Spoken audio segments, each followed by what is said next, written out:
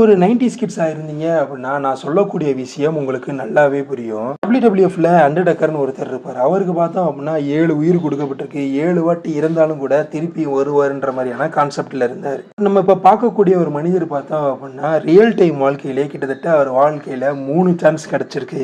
3ல 2 chance பார்த்தோம் அப்படின்னா உலகளாவிய முறையில நாட்டுல எளிதில் மறக்க முடியாத ஒரு சம்பவத்துல தான் பார்த்தோம் அப்படின்னா இவர் இன்வால்வ் ஆகியிருக்காரு.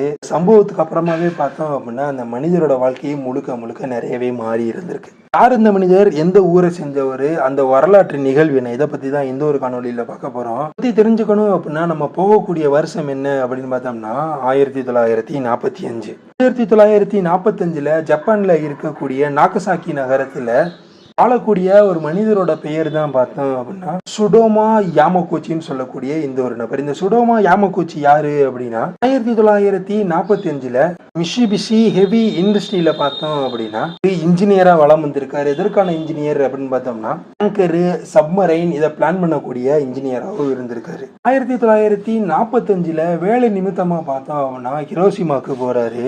ஹிரோஷிமாக்கு போயிட்டு 3 மாதங்கள் பார்த்தோம் அப்படின்னா அவருக்கு கொடுக்கப்பட்ட வேலையை சிறப்பாக செஞ்சிருக்காரு. கொடுக்கப்பட்ட வேலையை முடிச்சுட்டு தன்னோட ஊருக்கு திரும்பலாமேன்ட்டு 6 ஆகஸ்ட் 1945ல ஹிரோஷிமால இருந்து நாகசாகிக்கு போறதுக்காக ரயில்வே ஸ்டேஷனை நோக்கி போய்கிட்டு இருக்காரு. இவர் ஃப்ரெண்ட்ஸோட ரயில்வே ஸ்டேஷனுக்கு போகும்போது அவருக்கு ஞாபகம் வருது, பயன்படுத்தக்கூடிய இவரோட அடையாள லப்பர் ஸ்டாம்பை பார்த்தோம் அப்படின்னா அவரோட ஆபீஸ்ல விட்டுட்டு வந்துட்டாருன்னு. என்ன பண்றாரு, காலையில 8:15 மணிக்கு திருப்பி ஆபீஸுக்கு போய் இந்த ரப்பர் ஸ்டாம்பை எடுக்க போறாரு. அப்படி எடுக்க போற நேரத்துல தான் பார்த்தோம் அப்படின்னா வானத்துல ஒரு டிஃபரெண்டான ஒரு நிகழ்வு பார்க்கறாரு. என்ன அப்படின்னா ஒரு பேராசூட் பார்த்தோம் அப்படின்னா வானத்துல இருந்து கீழே விழுகுது. கீழே விழுந்து அடுத்த நிமிஷமே பார்த்தோம் அப்படின்னா ஒரு பளிர்னு ஒரு வெளிச்சம் கண்ணையே பறிக்குது. அது போக இல்லாம ஏற்பட்ட சத்தம் காது ஜவ்வுகளை அஃபெக்ட் பண்ணுது. இவரை தூக்கி ஒரு தூரத்துல எரியுது.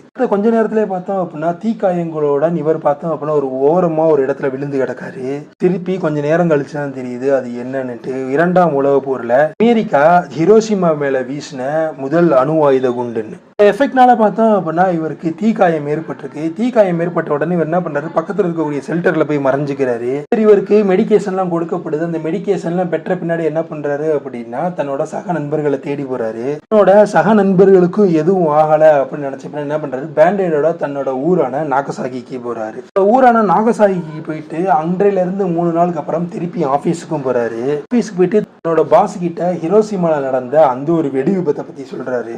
வெடி விபத்தை பத்தி சொல்லிக்கிட்டு இருக்கும் போதுதான் பார்த்தோம் அப்படின்னா வாழ்க்கையில நடக்கக்கூடாது, வாழ்க்கையில இனிமேல் இது நடக்கக்கூடாதுன்னு நினைச்ச ஒரு விஷயம் பார்த்தோம் அப்படின்னா அன்னைக்கு நிகழுது. அது என்ன விஷயம், என்ன ஆச்சு, இதை பத்தி நீங்க தெரிஞ்சுக்கணும் அப்படின்னா இதை பத்தியான ஃபுல் காணொலி நம்ம வீடியோ அப்லோட் பண்ணிருக்கோம். அதுக்கான லிங்க் கீழே இருக்க டிஸ்கிரிப்ஷன் பாக்ஸ்ல கொடுக்குறேன். உங்களுக்கு பார்க்கணும்னு ஆர்வம் இருந்தது அப்படின்னா அதையும் கிளிக் பண்ணி பாருங்க.